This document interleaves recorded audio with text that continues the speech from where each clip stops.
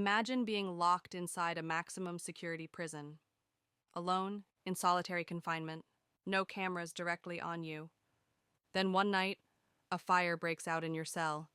By morning, officials announce you're dead. The country breathes a sigh of relief. A convicted rapist and murderer, gone.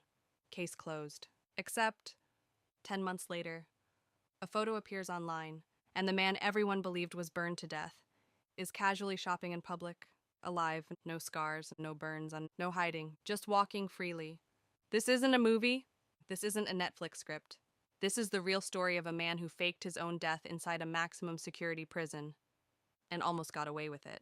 In the early hours of May 3rd, 2022, while most of South Africa was asleep, a suspicious fire broke out inside Cell 35 at Mangaung Correctional Center. Cell 35 wasn't just any cell. It was a solitary confinement unit reserved for high-risk inmates. It was positioned in what officials later admitted was a CCTV blind spot, almost hidden from view. And on that night, it was occupied by one of South Africa's most notorious criminals, Thabo Bester, also known as the Facebook rapist. He was serving life imprisonment for rape and murder. When guards finally responded to the fire, they discovered a body burned beyond recognition. The remains were found underneath a mattress. The death was ruled a suicide. Officials claimed Bester had set himself alight using a lighter, something prisoners were allegedly allowed to carry if they smoked. And to be honest, many people felt relief.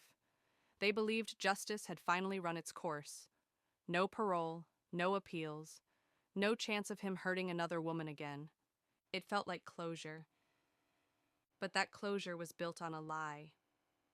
10 months later, a woman scrolling through social media noticed something strange. It was a photo of celebrity doctor and influencer Nandifa Magudumana shopping in Sandton. At first glance, nothing unusual, until people zoomed in. The man walking beside her looked familiar. Sunglasses, different hairstyle. But the facial structure? Unmistakable. It looked like Thabo Bester. But that was impossible, because Thabo Bester was dead. The image spread rapidly. Some dismissed it. Others were convinced.